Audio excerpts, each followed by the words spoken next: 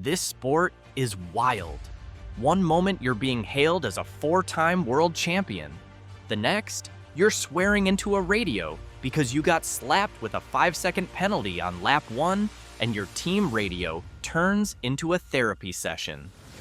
Formula One isn't just about speed. It's about politics, perception, and penalties that somehow hurt more than crashing out. When the reigning king refuses to bow to the steward's decision, things get personal. And in Jeddah, that's exactly what happened.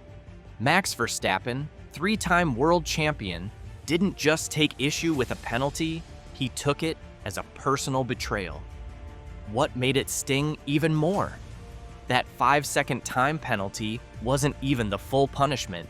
It was a mercy ruling, cloaked as discipline. Let's rewind to the start. Jeddah. Lights out. Max's Red Bull shot off pole position, but not with its usual demonic intensity. Oscar Piastri, smooth and unsettlingly poised in that McLaren, got the better launch. He was on the inside heading into turn 1, and for once, Max found himself in an uncomfortable situation, having to share space. Not exactly his favorite activity. Piastri wasn't just lurking beside him, his front axle was fully alongside Max's car, giving him a legitimate claim to the corner by FIA standards. But Max barreled straight across turn 2 like it was a shortcut in Mario Kart, rejoined the track still in the lead, and didn't give the position back. Piastri called it out immediately. Max said he was forced off. Piastri said Max forced him off. The usual F1, he said. But the stewards weren't having any of it. They reviewed everything. Telemetry, footage, possibly Max's birth chart, and their verdict? Max didn't leave enough space. Max went off track. Max gained a lasting advantage. Textbook infraction, 5-second penalty. But here's the twist. The stewards admitted it should have been 10 seconds. The only reason it wasn't? It happened on lap 1, which, in F1 lore, is treated like international waters. Rules exist, but barely. When Max was told about the penalty, he didn't just roll his eyes and drive on. He went full fireball mode over team radio. "Well, that is fucking lovely," he snapped, in what might be the most Max Verstappen line of the season. No filter, no media training, just molten rage piped directly into the broadcast. His engineer, Gianpiero Lambiase, who by now has the emotional constitution of a Zen monk, simply replied, "No comment." The real problem for Max wasn't the penalty, it was the principle. In the driver briefing, they'd been told lap 1 incidents are judged more leniently. He'd built his move on that assumption. So when the stewards hit him with a penalty anyway, it felt like a betrayal. Not of the rules, but of the unwritten ones. The ones you build trust on. He wasn't just mad, he felt tricked. And when Max feels tricked, he doesn't get over it quietly. Post-race, his passive-aggressive tone made it clear he was still fuming. "It's better we don't talk about it," he said, which in Formula One language translates to, "I want to scream, but I know I'll get fined." Here's the part no one says out loud. Max Verstappen got off easy. That 5-second slap, it was the stewards trying to split the difference. Punish him, but not light the Verstappen camp on fire. 10-second penalty would have opened a whole can of worms. Precedent, political fallout, angry team bosses with microphones. They weren't ready for that. But even with the softer blow, they couldn't dodge the backlash. Piastri felt robbed. Max felt targeted. Fans were split. And the FIA? They were stuck holding a flaming steering wheel, pretending it was all under control. So yes, Verstappen was penalized. But that wasn't the story. The real story was how that penalty became a mirror, reflecting just how much power, pressure, and political weight one name can carry in modern Formula One. Because when Max Verstappen gets 5 seconds and the world still burns, That's when you know he's not just racing, he is the race. Just when things seem to settle into your standard post-race finger-pointing, the ghost of a forgotten driver added an unexpected twist. Liam Lawson. Remember him? The rookie who filled in during Ricciardo's injury break and quietly impressed the entire paddock without kicking up drama or drawing attention with late-breaking heroics? Yeah, that Lawson. His name suddenly resurfaced, not because of a new contract, but because Red Bull reportedly used his penalty as a defense in Verstappen's hearing. Back in 2023, Lawson pulled a similar move on lap 1. Same chaos, same crowded corner, and like Verstappen, he didn't leave enough room and ran wide. But the stewards let it go. No penalty, just a shrug and a lap 1 things verdict. That precedent, Red Bull argued, should apply to Max. If Lawson got off clean, why throw 5 seconds at Verstappen now? It was a clever legal move, pulling a card from your own deck, but it opened a bigger conversation no one at the FIA really wanted to have. How inconsistent is too inconsistent? What made Lawson's situation sting even more was that his penalty-free moment wasn't ancient history. It was just last season. Same stewards, same briefing tone. The fact that Red Bull even had this ammunition ready showed just how common these gray zone incidents have become. They knew they'd need a backup case. They knew the penalty was coming, and they came armed with an internal contradiction. And yet, even with the Lawson example on the table, the stewards stuck to their guns. The key difference, they claimed, was intent and track position. Max gained too much.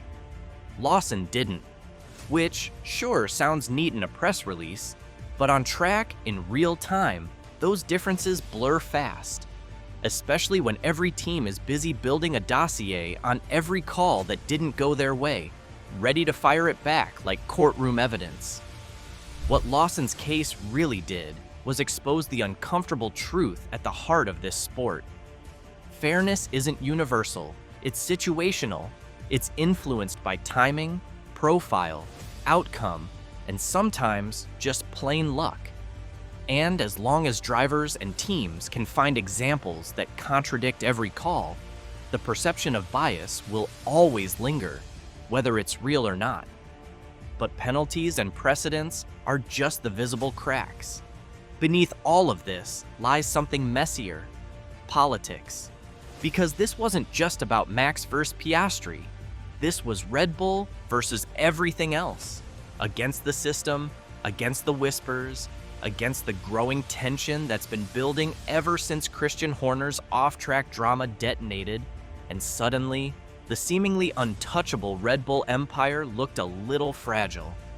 It's not paranoia when everyone's actually watching.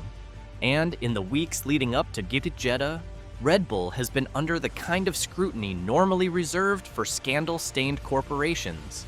From the internal investigation into Horner, to reports of power struggles within the team, to Mohammed bin Sulayem, FIA president, allegedly interfering with events and decisions in previous races, there's been a not-so-subtle storm brewing behind the pit walls.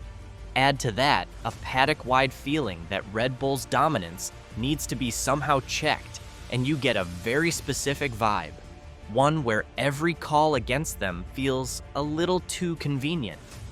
To Max, the penalty wasn't about the move, it was about the moment, the timing, the optics. It came during a weekend where Red Bull couldn't afford another scandal or bad headline, and yet, here it was, a 5-second penalty against their star driver, backed by stewards who had just been accused of bending under pressure. Whether true or not, the dots were there to be connected, and Max, Red Bull, and their fans were more than happy to draw the lines. And let's not ignore the title implications. Even if the 5 seconds didn't change the podium in Jeddah, it sends a message, a precedent. If Max can be touched, anyone can. If the stewards are finally pushing back, then every move he makes will be judged with a sharper lens. That changes how he races. that changes how the title unfolds.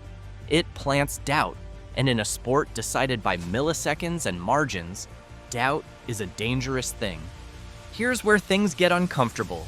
Strip away the politics, the passive-aggressive radio messages, and the conspiracy-shaped fog, and you're left with a simple question. Was the penalty fair? Objectively? Yeah, probably. Verstappen didn't leave space. He went off and came out ahead. If you apply the rulebook without emotion, it's a clear-cut case. But F1 isn't a courtroom, it's theater. And fairness in this world isn't just about facts. It's about perception, about consistency, about whether the same rules apply to everyone in the same way every time. That's where the controversy lives.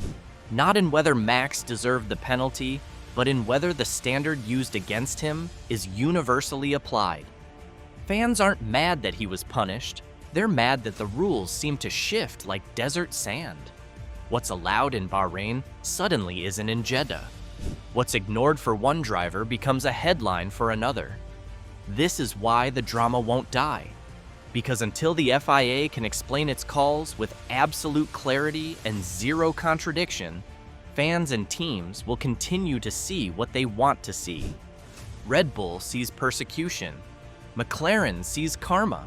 The neutral fan sees another reminder that, for all its tech and precision, F1 still runs on human judgment. And human judgment is messy.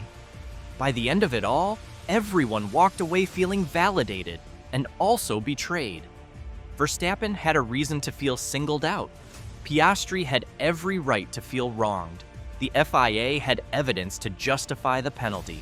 And Red Bull had enough inconsistencies to question the whole system.